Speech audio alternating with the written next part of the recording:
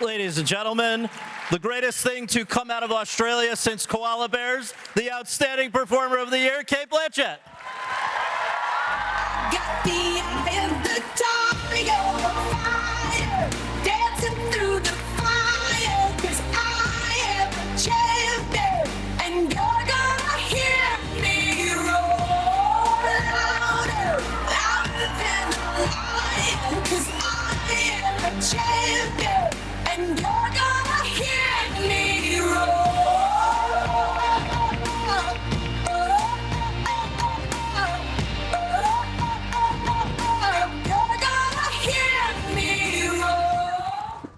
I was hoping I was going to sit on the other side, because this is a little revealing. Oh, well, we can trade if Anyway, we'll see how we go. I'm not wearing knickers. We are so honored and thrilled that you're back here. Thank you for coming. And I want to begin by just going back to the very beginning, if we can. Can you share for anyone who may not know where you were born and raised and what your folks did for a living? I was born and raised in Melbourne, Australia. Oh, hello. Australia is dark tonight. And my mother was a teacher, and my father was in the US Navy, and he had decided to be a Unitarian minister, and he went to the Antarctic to find God, and the ship broke down, and he found my mother. Hey. And so Thank goodness. here I am. Yes. Yeah. So as a kid, acting, you have said in the past, was just sort of a form of childcare, I guess, right? You were put into kind of Saturday class. Put the closet under the stairs. But even when you went off to university, this was not the path you were necessarily going on. I read museum curator was at one point the goal. So how do you go from that outlook to then going off to drama school? Yeah, I studied fine arts and economics, and I didn't ever think that acting was something that you could do beyond a hobby. I didn't have any examples in my grandfather was an artist, he was a painter, but he was also a mechanic. It wasn't something that you earned a living from. And, after my father passed away, it was just, you had to be financially secure. So This was when you were very young. Yeah, He was very young. Yeah, he was 40 when he died, yeah. So, I didn't ever think about it at all. And the student union was very active, so I did a lot of plays, directed a lot of plays, was in a lot of plays. And then someone who didn't particularly like me suggested I auditioned for drama school, which was in another state. So I took the advice and I left. Now, this is the National Institute of Dramatic Art. That's right, yeah. Which has produced quite a few tremendous actors right over the years. When you were there, there was somebody named Lindy Davis, right, as your third year. Yes. You've said that her approach, I don't know if it's still something that you use today when you act, but that it really made a big impression on you at the time. Why was that? Yes, I think it was quite an eclectic drama school. We tried lots of different techniques, and technique is useful for problem solving, but if things are flowing, you don't think about your technique. It's like you don't think about your homework. You do all your homework, but no one wants to see that. But she was very much about the text and freeing your body in space. So she, instead of holding a script when you were in a rehearsal room, because I trained to work in the theatre, because the Australian film industry punches above its weight internationally, but it's a very small industry, and I was never that girl. I didn't think I'd ever work in the film industry, so I was just happy working in the theatre. And so you'd be in a rehearsal room, and all of the text would be projected on the walls so that you were free to move. And she introduced this really interesting concept to me very early. I found it interesting, that to make somebody else's words your own is a really, really complicated neuro-linguistic process. We think it's easy, but to actually own that language and choose those words and know why and what you want, what you're trying to communicate beneath the words, is a very complicated thing to do. So she felt that had to be inside your body. And if I had my way over, I would have worked with Martha Graham or been a Butoh dancer, or I feel most free in a way when I'm on stage. And that was what was so great about doing Tar, was that it had that sort of performance component in it. So I felt like it was a homecoming. Totally. After graduating from, you guys call it NIDA or something? NIDA. NIDA. After graduating from there, you did something that I guess in a weird way might have been a secret weapon going out into the professional world. You were a reader for a casting director. I think it's a nice way of saying I was an unemployed actor. Which is actually what I was. But one of the biggest casting directors had seen my shocking audition they didn't know what to do with me. I don't think I knew what to do with myself really, and so I chose some piece that just didn't. You have to learn how to audition. It took me a long time to do that, to learn how to be seen in a way. And so she saw something in me and would call me in 2 or 3 times a week, and I would read opposite actors who were auditioning. And it was just even if I never took acting any further, from an anthropological point of view, it was fascinating to watch someone walk in the door and going, just turn around and go out because you've already lost the job. It was fascinating. And then I realised also that you can't take it personally because I was so invisible to the people who were casting. I was just the reader. I would hear them speak about actors, and in a way, they were looking for someone taller, shorter, of a different ethnicity or whatever, whatever their sort of idea of what was right for the role, and had very little to do with that actor's skill often. And so when you then are going and auditioning after that, you can kind of let go a little more, maybe? Kind of. That was the idea, right? But those rooms can feel a bit airless. And I think if you can get through an audition, you can definitely do the job. Once you started working, though, I know... This is a deep dive. Oh, yeah, no, we got no rush. I don't know about you. Do you want me to lie down? Once you started working on the stage in Sydney, it was pretty well received, right? I mean, first person to win Best Actress and Best Newcomer at their equivalent of the Tonys. You were really impressing people, and I think it was, as you say, screen acting doesn't sound like it was on the agenda list, but it sort of indirectly came about because of the theater work, right? Yes, actually, a casting director who was working a lot with Working Title at the time had seen me play Nina in a production of The Seagull, and for some reason thought I should play Queen Elizabeth. I like that in a casting director. Right. It's a very, very... Eric Cantona, the famous football player, also played the Duke of Anjou. So it was a very kind of eclectic cast.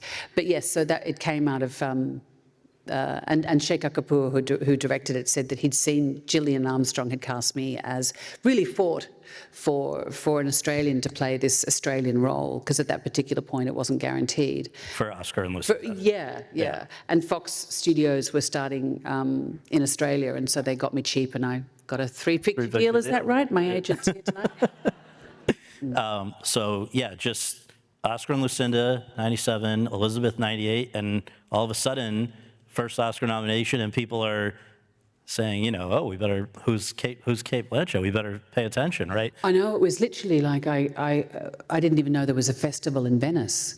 I showed up and I didn't have a dress, and someone from Dolce & Gabbana, I think, lent me a dress. I have no recollection about what happened that night. Absolutely none. No, I was deer in the headlights, yeah.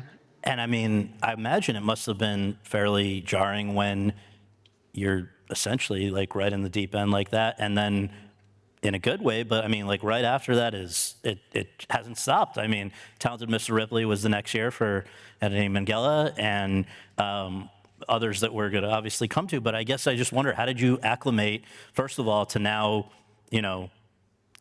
you've always gone back and forth between screen acting and stage acting. Yeah. But in those early years, people must have been saying, strike while the iron's hot, right? You've got a big movie with Elizabeth, you're the star of it, and Yeah, but the interesting thing is, after I played Elizabeth I, there was a lot of scripts that came in with characters with the most lines, and they were all basically the same character, just in different costumes.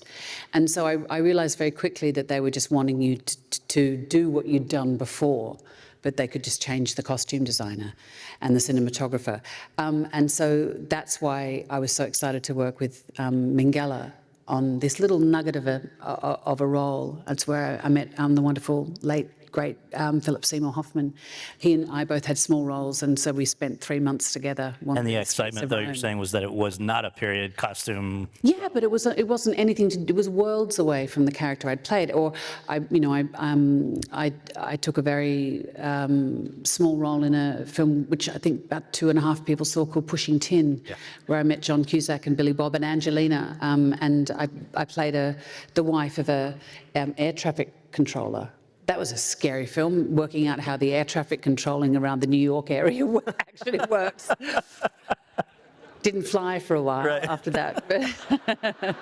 It had been 16 years since we'd last seen a film from Todd Field, who had made the wonderful In the Bedroom, Yes. and then Little Children. I wonder if you can talk about just the impression those films made on you earlier in the 21st century, and then how you became aware of the fact that he wanted to come back to feature films with this Project Tar, which I believe he said to me, I remember, that I don't think this was going anywhere unless you were going to be part of it. So that's quite a compliment / pressure on you, and all of a lot of people were itching to see another Todd Field film. So tell us about that. Well, we met probably about 10, 12 years ago now.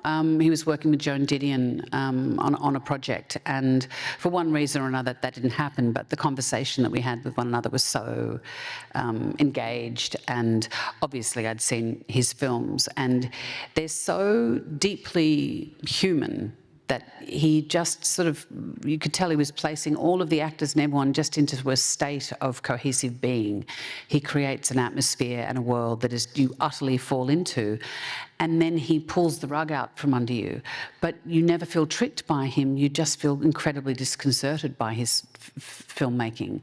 And so obviously I wanted to work with him. And he's such an experimenter as a filmmaker, in that intervening time. He's been continually experimenting with form and the way he uses cameras and the types of stories that he wants to tell. So it felt, when he came back with Tar, that he was just coming all guns blazing. And for me, it was an utterly once-in-a-lifetime experience. And I was saying to him the other day, it is very bittersweet in a way, because it's been such an incredible experience making the film, and then watching the impact that it's had on audiences who've seen it many times, not once, but twice or 3 times. I was working with Alfonso Cuarón in London last year, and he'd seen Tar, and he said, I've seen it 3 times. He said, I saw it once, and I just was blown away. He said, the second time, I was envious, and the third time, I went, how the fuck did he do that? All right, it's true. It's very haunting. Yeah. A lot of people go back to it and pick up, such subtle things that are in there, like certain sounds even that have been inserted that that mean something more when you have the context of having seen it once before. Just all kinds of stuff. But I wonder, for you, what did you see as your job with this character? What are you trying to communicate in playing this woman who she goes through the spectrum of experiences, emotions? I can't imagine, you're in every scene. I can't imagine you've ever bitten off as much of an assignment as this would have been for you. Well, sometimes a role, very rarely, hits you at a time when you're open to the sort of the subterranean aspects of what the film is dealing with. I mean, there was so much to do. Just to get to first base, to be able to play the character so that the audience would believe that, you know, she had the unassailable right to be there, that she was a master of her craft. And that involved the prosaic things like, you know, piano playing in German and conducting and, you know, stick technique and, you know, having a musical knowledge. And You learned German for the part. yeah, it just didn't seem authentic that she would be working at the head of a German orchestra, the intendant, the principal conductor, for 7 years, and then rehearse in English. It just didn't feel right. So, And learn to actually properly conduct. I mean, there Yeah. were musicians who said, I guess who worked on this, who said they would have worked for you in a real world situation. Like, that's pretty unbelievable. but I think maybe what I knew, I was absolutely terrified because we had to do all the music stuff up front. And I had a pair of jeans, a friend of mine who was helping me over Zoom with my stick technique, not my dick technique. Someone else was helping with that, sorry. Oh, no, well. Anywho, and she just said, just remember to plant yourself on the podium. Do not apologise for being there. And she said, well, work from your core. And I thought, that's exactly what I do on the stage. So I wore a pair of jeans, which sucked I call my tar jeans, and I just went up there and in my bad German, I thanked them for their patience, and I said, we have to rehearse together and we'll find our way together, and thank you very much, and then gave the downbeat. We started. Wow. I wonder, you know, we talked earlier about the fact that you and your husband had run this theater company in Sydney, a major place. Did that in any way inform some of the stuff that Lydia Tarr is dealing with as the person who's running a big artistic organization herself? Forget about the Me Too side of things that comes in, but just the power dynamics and the challenges that somebody at the top faces, where you got to keep a lot of people happy, the donors, collaborators, all of that. I mean, I just wonder if that was relevant experience. Yeah, I mean, when you have 250 people, between all the people who work in workshop and administration and, you know, and building maintenance, and then you have the creative, the casts and crews who come through, and then you have, you know, responsibility to your sponsors and to your board. And we were CEOs and artistic directors of the company, so responsible for the fiscal health of the company. I realised how lonely that can be, frankly, that the buck does stop with you, and that there will be people who come into your office who you cannot say yes to, and that ones that you want to say yes to but you can't, because either you know they're not quite ready, or you just don't have the money to realise their vision, or you might be able to program it next year, or you've already programmed something else, and so you're always disappointing people. And the hard thing is in that situation is because often people will get incredibly angry about that stuff. And so how do you manage those expectations, and how do you manage it respectfully? And the interesting thing, which I innately know being in the rehearsal room, is that sometimes rehearsal rooms can be, in order to move through something together, they can be robust places. And so how do you have that sort of robust and often brutal conversation where you need to kill your darlings, but do it respectfully? So they're things that I sort of very deeply understood. The way this movie opens is very unusual. We have It's a Todd Field film. right. Credits, and then this amazing situation, not unlike the one. Credits rolling backwards, because Yes, of course it's roll- all about time. Yes. Yeah. And then we have you in a situation like this, being, as Lydia Tarr, being interviewed to communicate overtly just what an accomplished and well-known person this is, an EGOT, and they're comparing her to the inside reference to Hildur, who is actually the composer of the film, and all of the stuff there, but a lot of subtext as well. And this is a long conversation there where a lot is communicated with you and Adam Gopnik from The New Yorker playing himself. Just can you shed any light on, I feel like that what must have been a very complex assignment beyond the fact that it's just a lot of dialogue, right? Yeah, there's a lot of talk that, in a way, it's incredibly rhythmic, and you realise that you don't need to understand it. There's something disconcerting about it, and I think as the film goes on, you realise that she is one of the world's great classical music performers, but in a way, her greatest performance is herself. And so it was important for me, I think, in a way, in these situations, we try and be as natural as possible. But, there still is an element of performance, because if you and I were talking, just the two of us, I wouldn't continue to be doing that, knowing that those people over there are going to get photographs of me going, there is an element of self-consciousness to it. And I think certainly there is for maestros, because their behaviour is often absolutely cements their reputation and an orchestra's expectation about how they might deal with that particular conductor. So it was a fascinating, we didn't do that scene till sort of halfway through, which I was very grateful for. So we kept refining what it was that she was going to say. But it sets up a lot of the tropes. And also you realise, because someone else's, her assistant, is mouthing her backstory, you soon realise that she's been running from herself and running from her past, and not in the ways that you think she has. It's a sort of an existential running, and that, sort of chasing a shadow in a way, and manufacturing her identity in order to give herself the space and the access to be able to play the great music which she is, a master of. There have been a few real-world conductors, very famous conductors, who have, in the last few years, been accused of very bad behavior. As they have of CEOs of major banking corporations. Yeah, sure. It's not, this is the thing, is it could have been set in an architecture firm, or, somewhere on Wall Street, or, in Google or wherever. But perhaps that would have been a little more dry and less interesting. But most of them, though, have been men.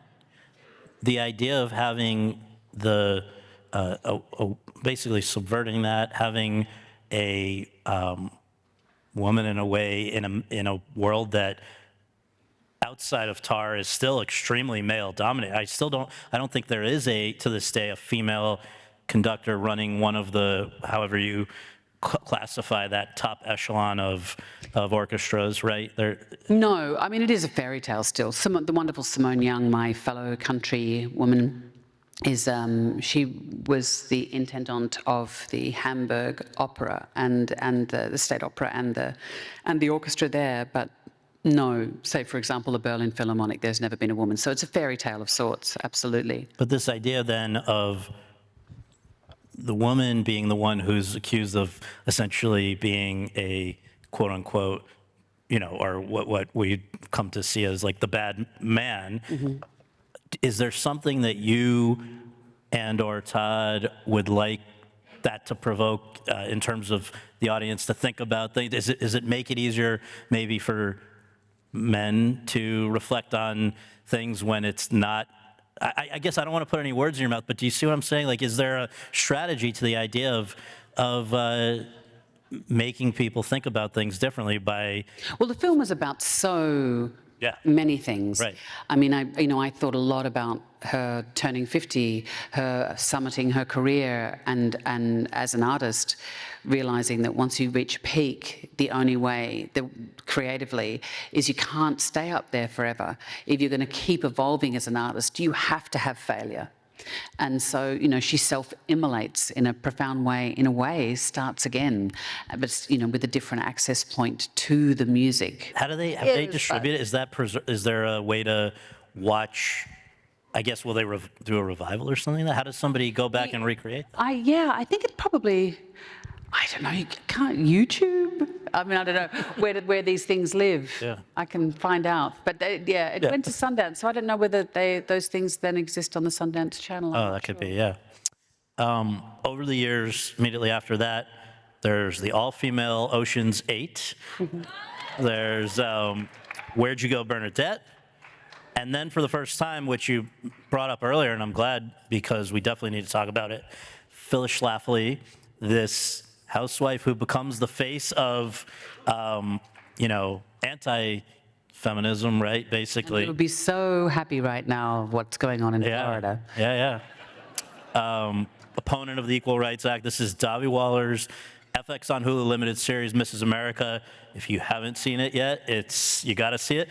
Kate gave 6 months of her life, right, to doing this, and it's pretty amazing. And I guess I just wondered, before we even talk about that character and that story, which again is one of these where eerily, timely, just the way it worked out, but to go to television for the first time since you had become a movie star, was that because film had gotten less appealing, TV had gotten more appealing, both, neither? Because TV, definitely, I mean, when you first emerged on the scene, it would have been a step in the wrong direction to be going to do TV. Now it's what the cool kids do. So I guess I just wonder what led you to finally do that. Yeah, I mean, I have such eclectic taste. I mean, I always have. I have as an audience member, and I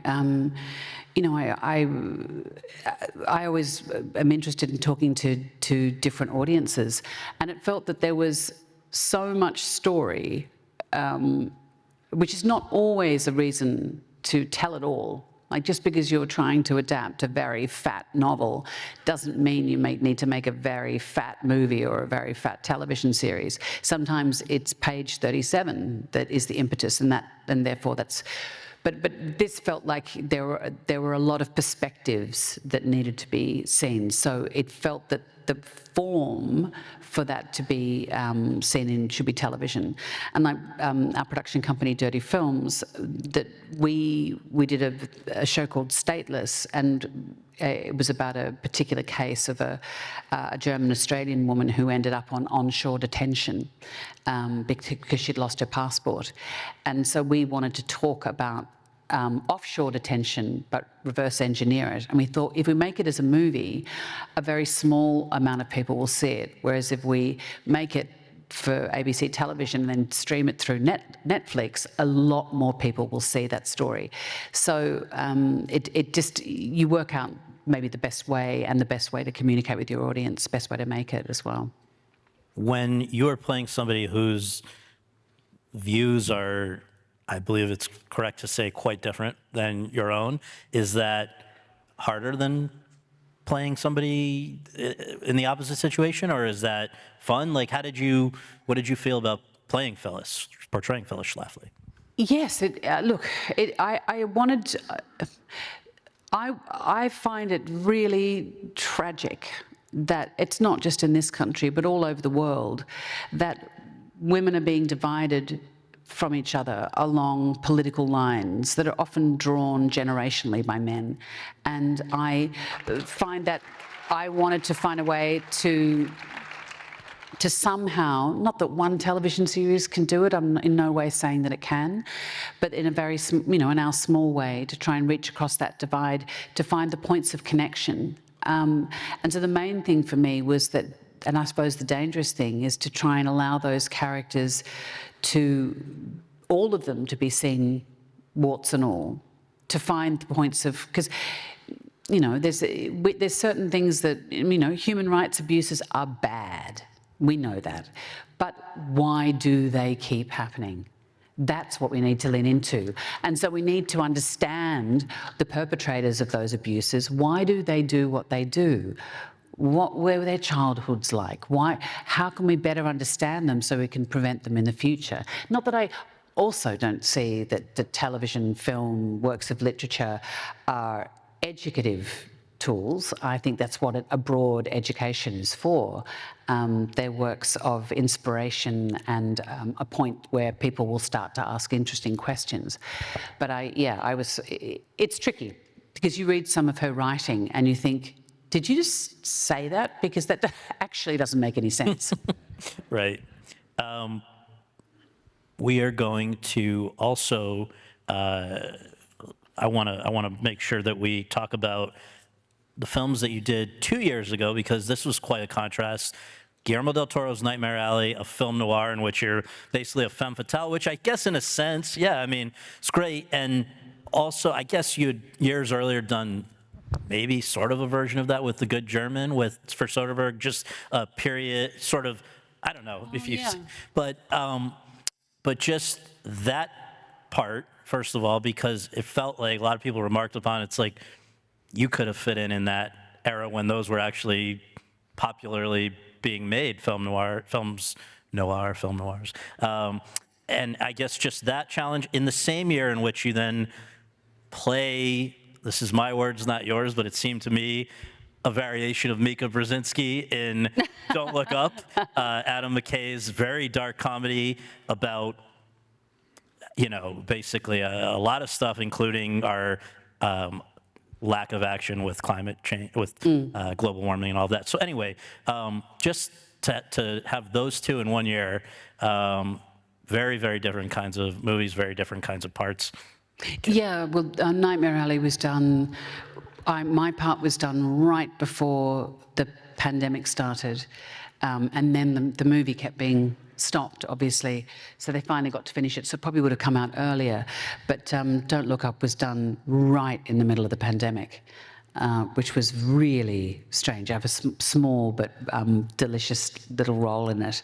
And so that was one where, if you have a wig, bring your wig. If you've got some costumes, bring your costumes. Because there was no movement of any goods or services at that particular point. And everyone was masked up. I mean, we were John Travolta in The Boy in the Bubble. And it wasn't conducive to, no one left the hotel room. It was a really particular experience. But that's not alone. Everyone was experiencing that. But it was deep in the pandemic. You thought, I guess, after Elizabeth actually was completed, but before it was released and recognized, you weren't so confident that it was going to be well received, or that you were going to be well received. I had read that there was some skepticism.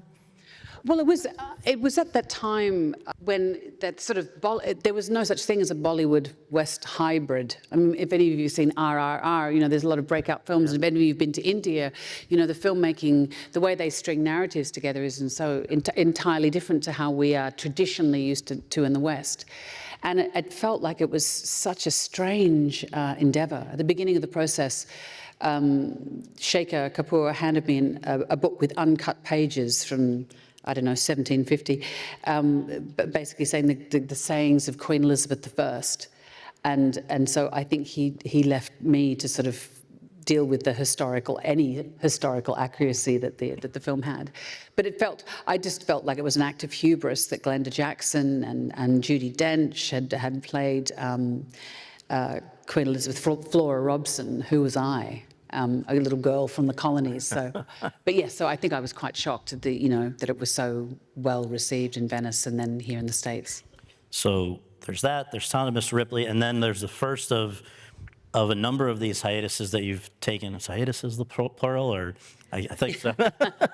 over the years, where you go back to theater, and I think you did that for a beat there after Mr. Ripley, I believe. Yeah, but we did a play on. I did a play on the West End. But yeah, it's never been an either-or situation. I think I've been really fortunate to move between two mediums, because working in a proscenium arch gives you a very strong sense of a frame. And so I found really quite early in my career that I understood better, more deeply, what to do in a wide shot. That's why it's always good now that they've got monitors on set all the time, is you just go up and check the frame. And so you think, okay, if I move a bit more to the left, I just innately know it will mean something different. And that's from just having that visceral understanding of the proscenium arch frame. So it's been a really, and then also to understand how to be really intimate with an audience in a very big theatre, because you're used to the close-ups. So Really Yeah. interesting, yeah. So you come back from that, and there is this run of The Shipping News, Charlotte Gray, Bandits, and then, of course, the Lord of the Rings trilogy for Peter Jackson. How long were you in New Zealand for that part? And did you realize in the making of it, which I mean, that this would be something sort of unlike anything we'd seen up to that point? Someone at that point, I still had an agency in Australia, and someone in the agency in Australia said, "You don't want to go to New Zealand and play an elf." And I said, "It's Peter Jackson." And I said, because at that, now we all go, of course, but at that, you know, he was brain dead and Meet the Feebles and all that stuff. And I was such a huge fan of his. And I said, I absolutely do. So I was there for 21 days. Not enough. And the rest of them were, what was it, like 9 months or something, right? No, I think they were there for 2 years. 2 years, because they were back to back to Yeah, shut 'em off. immigration finally had to get them out. And it was, I guess it was a good enough experience that you wanted to come back for The Hobbit years later, right? Oh, no, I stalked Peter about the other one. I did say to him that I wanted to play, there was a series where he was going to play a dwarf, and it was behind a table, and I said, well, look, you'll pan past the banquet table, and there'll be you, and can I sit there and be your dwarf wife? And so, yeah, but I couldn't, it would have taken too long to put the facial hair on, and I was doing something else, so I didn't get to do it. But yeah, it was an incredible family atmosphere, and it was, everyone sort of takes it for granted what a risk it was. You know, the books were so beloved, and I don't think any of us, and you know, I was a small part of it, but I don't think not even Peter and Fran and Philippa could have predicted, Weta couldn't have predicted what an enormous thing it would do, culturally, but for the GDP of New Zealand. Yeah, right. Yeah. True. Yeah. Then there's Veronica Guerin, The Missing, and the two films that we'll show clips of next. But just to set it up, first of all, Martin Scorsese's The Aviator. You are playing Katharine Hepburn, and Yeah. who was still alive at the time you were cast. No, actually, well, yes, but then when I got on the plane to go and film, I was just waiting in the lounge, and I picked up a paper, and she had passed away that day. I know, it's very considerate of her, right?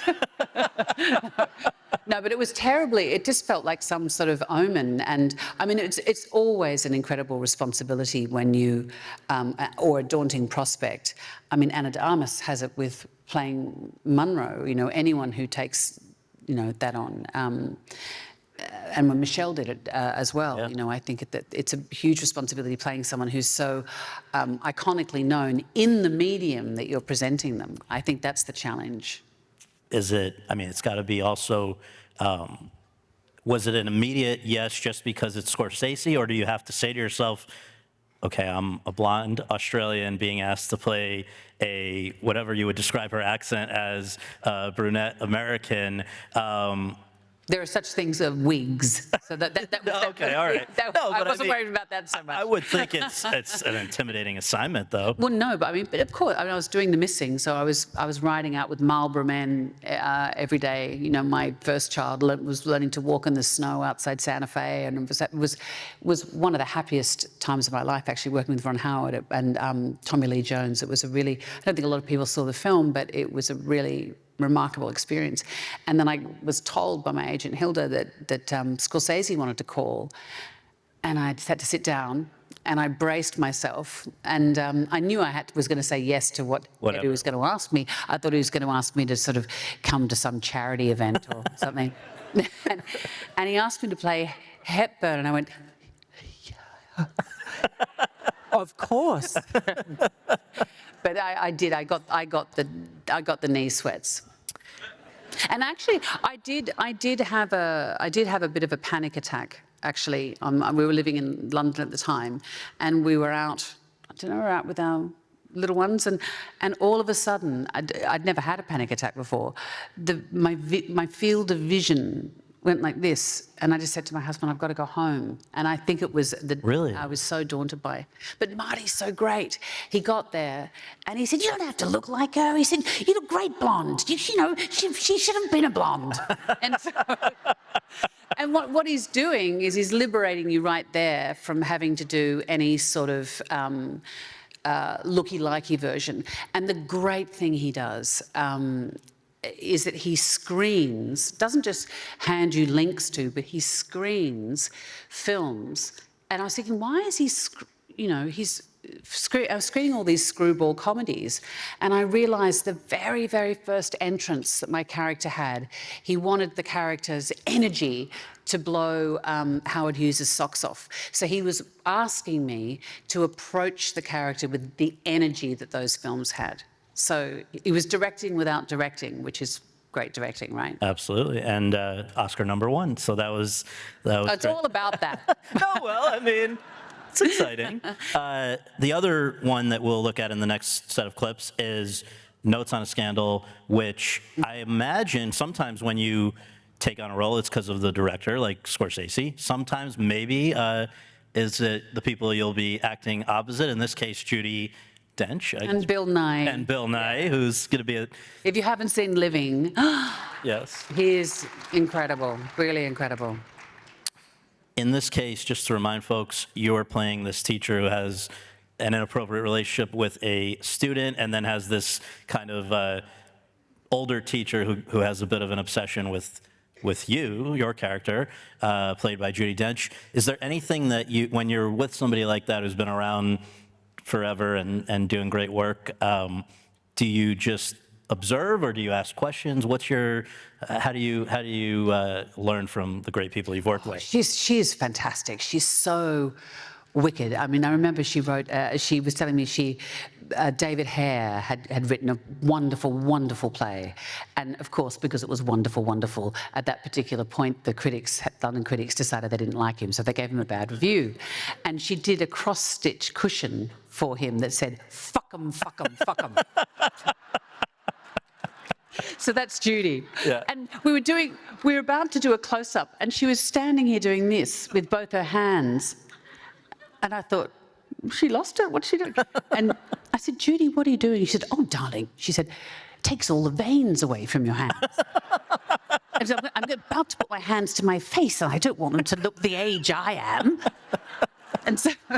Valuable lessons, she's yes. really, really great. But also we had our characters, because her character does get very obsessed with my character, as my character gets very obsessed with one of her students. So it's a very unhealthy human soup of a film. Written brilliantly by Patrick Marber, which is how I got into the film in the first place.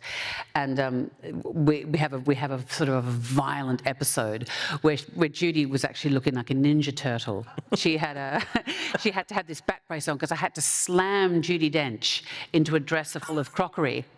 And I said to Richard Eyre, the director, I said, I can do a lot of things, but I can't slam Judi Dench into a dresser. And she said, don't worry, darling, just go for it. So, she was fabulous. She was fabulous. She'd been really mean to my character. Just so you know. So after the year of Notes on a Scandal, that's 2006, you have just an insane 2007. There's the sequel to Elizabeth the Golden Age, or excuse me, the Elizabeth the Golden Age sequel to Elizabeth, which, let's start there, because I believe that Shekhar and Geoffrey Rush, from what I've read, were gung-ho to do it. You were a little less sold at the outset. Why was that? To go back to a character, I guess, for the first time on screen. Yeah, I felt I wanted to make sure that we were doing something different. We weren't trying to replicate the other one. Which, yeah. Sorry, no, yeah. And he wants to do a third, right? Shekhar. Shekhar. Yeah. Yeah, no, he told me about this really interesting, well, who knows if they're facts or not, that Queen Elizabeth was, before she died, was standing in front of a window for 16 hours. And no one knew what she was looking at. And then she eventually lay down on bed. He's interested in those 16 hours. Wow. It's a very long film, very still, very, very still. Right. It's all, yes, fascinating. A lot of voiceover. So, Box office. yeah, right. You go from that, and I think, if I remember what you had said once before, that ends on a Friday, and on Monday, I have you're another playing nervous Bob breakdown. Dylan. So, in I'm Not There for Todd Haynes, right? Yeah, no, it was a really strange experience. I was playing Elizabeth I, and every lunchtime I got all of the outtakes from the Penny Baker documentary of Dylan giving press conferences all around Europe on his electric tour, and I would watch them in my corset and my wig, like inches from the television, and I had to lose an incredible amount of weight to play Dylan, so I was getting thinner and thinner and thinner. If you watch the film, you might actually see it. And we finished on the Friday, and then I had to pack up the kids and go to Montreal and land on Sunday evening and start shooting on Monday. That was, yeah. And there were I was younger. a bunch of people, if people need a reminder about I'm Not There, it's just different versions, interpretations of Dylan throughout his life. In your case, I think it's right when he's going electric, basically that controversial time around then. And it's kind of eerie how much you're made to look like him in there, right? I mean, Yeah, well, I play him in that really iconic time. I think that a lot of people think about Dylan, but there's various different people, Richard Gere, the wonderful Heath Ledger, and, you know, we all play different versions of him, Christian Bale. And so it's, yeah, I think in a way, I think I was never more liberated because I got to, I think if a man had played that role, it would have been much more difficult, whereas I could just absolutely launch myself into it because I was never going to look like him. although, yeah, no, it came out pretty. It's so much fun. It was so Wow. much fun.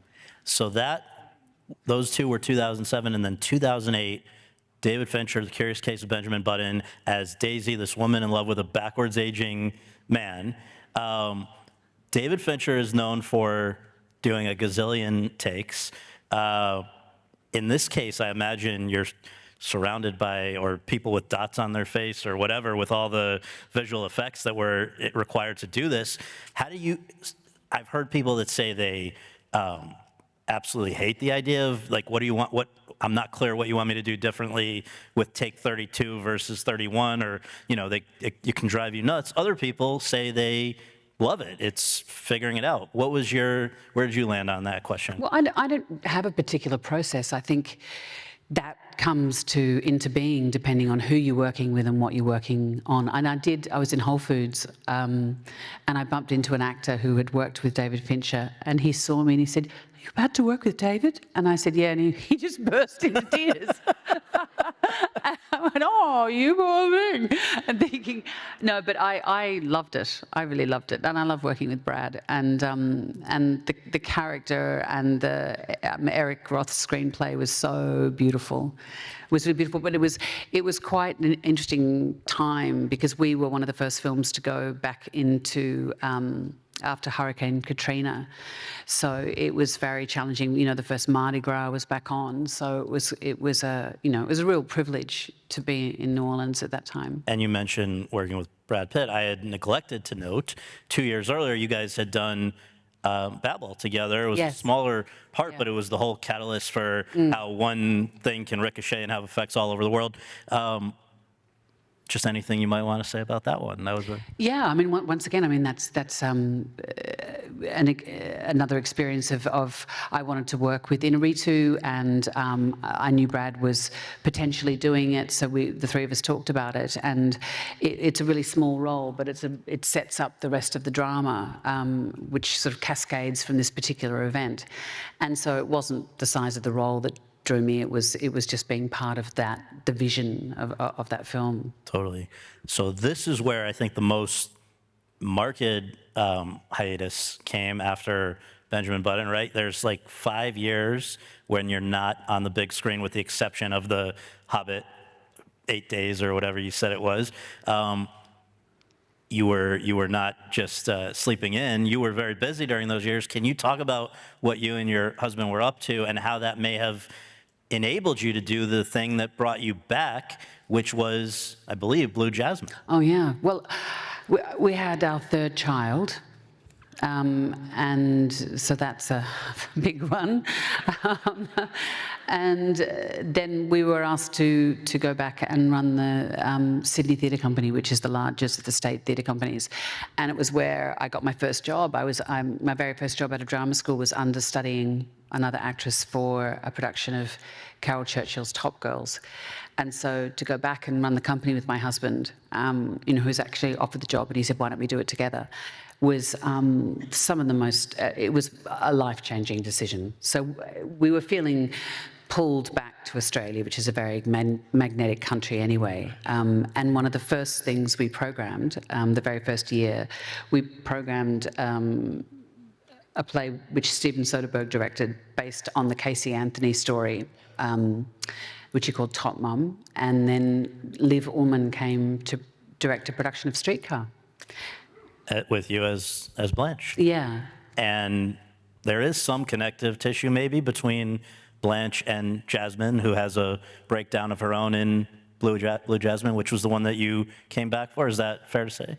Yeah, well, I had thought when I received the script that Woody Allen, who directed the film, must have seen it, but he never goes to see anything.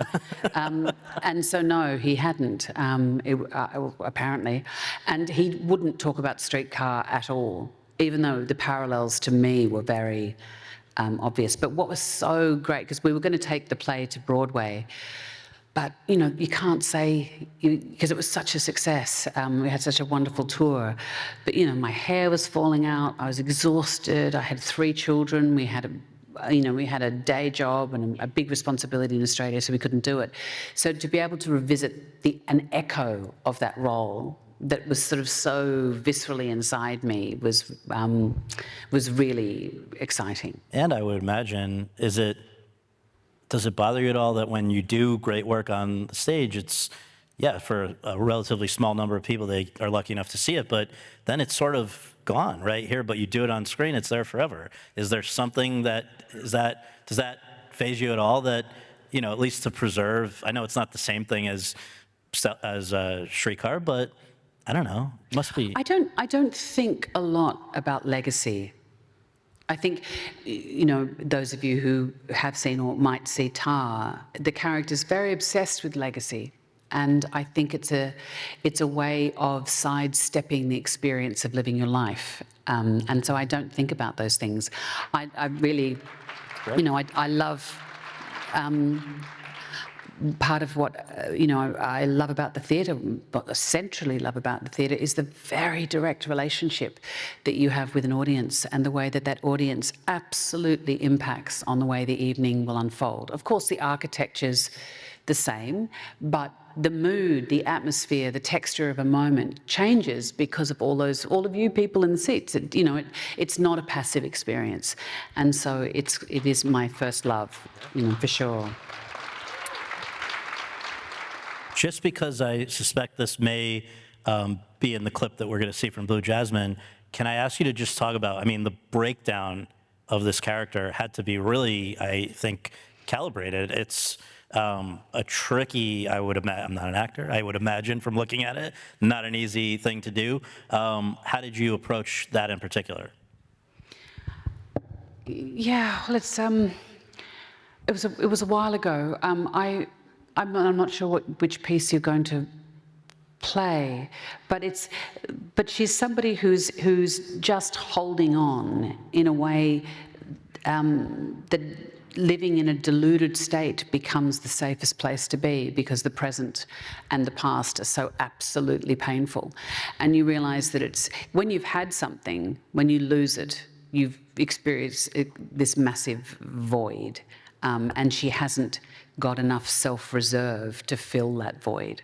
And this was, I think, not long after the whole Madoff situation came to light. And yes, right, there were some people that thought maybe there's a little bit of Ruth Madoff in this character? I don't I think, yeah, clearly. I mean, that's the fascinating thing about a story is the time in which it's released and the time in which you're making it. When we found that when we're doing a television series called Mrs. America, is that, while we were doing that, when we were pitching it to the studio, there was an episode that was about one of the characters was going to have a termination. And the studio was saying, that's past, that moment's past, it's not really relevant to women now.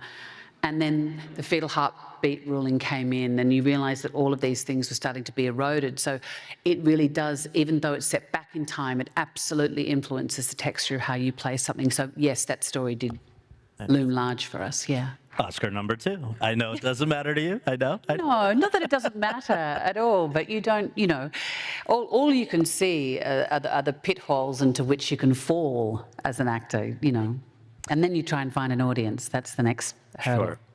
Let's talk about a project that I think you were part of a group of people who were trying to realize for years and years, and for some reason, I guess it was not clicking until 2015 when we got to see you in the adaptation of Patricia Highsmith's 1952 novel, The Price of Salt, which was called Carol. And many people regard that film as one of their favorites of your work, and just it's a tremendous performance for people who need a reminder. This woman who has a forbidden love affair with a younger woman, in that case played by Rooney Mara. Why was it so hard to to bring it to the screen, and why was it important to you to stick with it through that struggle? Yeah, well, those of us who were producing it, it was on again, off again, on again, off again, and I think it's in the landscape we are now, when different types of relationships between different types of people have entered the mainstream. It wasn't like that back in 2015. I mean, that is recent history, and I don't think, I just couldn't see why it was so difficult. It had Todd Haynes directing it, it was Rooney, it was me, and we were producing it with Liz Carlson and Stephen Woolley, and we thought, well, this is going to happen. And of course, the budget got lower and lower and lower and lower. But and so we just thought, we'll just make it and we'll make it work. But even so, I don't think any of us could have realised the reception that it would have, or how lasting the impact would have been. Obviously, in the same way that the novel did, it was a positive ending to a same-sex relationship. Although I was doing an interview the other day about Tar, and the interviewer, male, said, "You seem to be forging a line in predatory lesbians." I said, "Excuse me?" And he said, "Lydia Tarr." He said, "Carol, have you seen the film? Have you read the book?"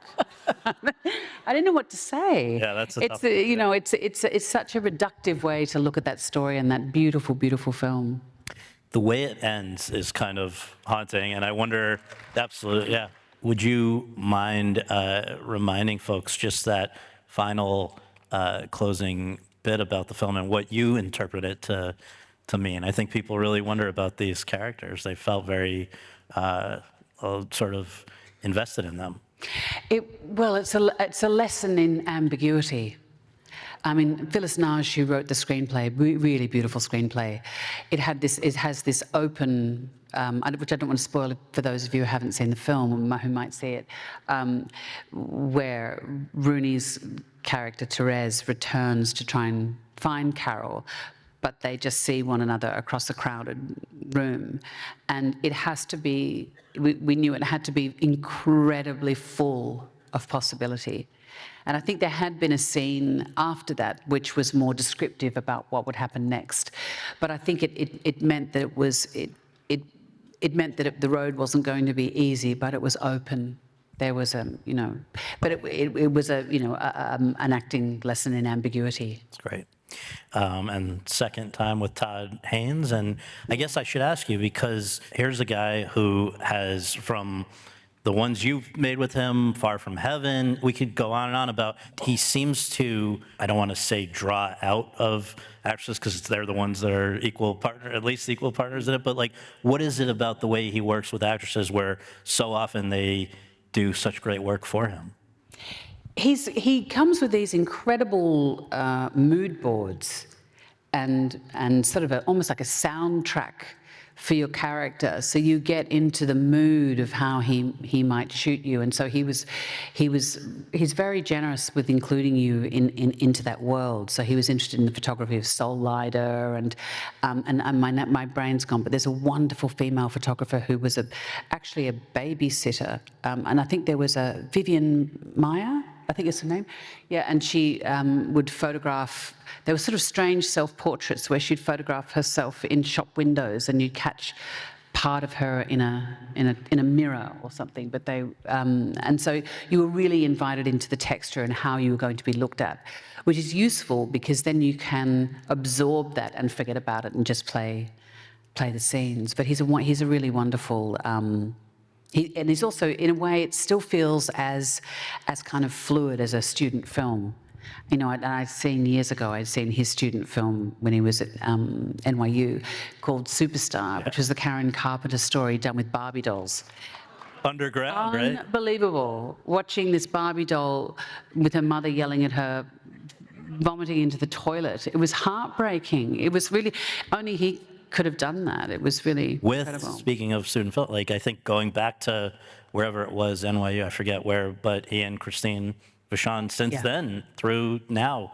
Yeah, he has long relationships. Yeah. Also, The Year of Carol was Truth, you and Robert Redford. He's Dan Rather, you're his producer. There was Cinderella, there was Knight of Cups, and then there was a movie that, or a project, I don't know how you describe this, that not many of us got to see unless you are, I guess, at certain museums or very select places, called Manifesto, which is a multi-screen film installation written, produced, and directed by Julian Rosefeld, shot in 12 days, in which you play 13 different characters, roles.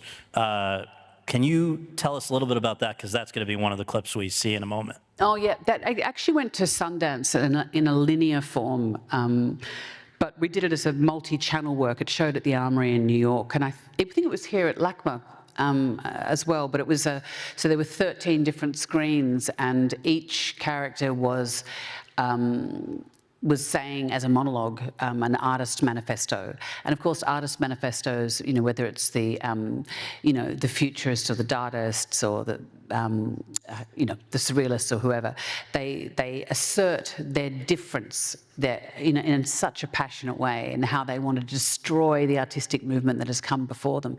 But the fascinating thing is when you heard all of these done in concert, and then they hit this pitch tone. Each of the characters would turn and start speaking on a pitch tone, and they'd all hit this pitch tone.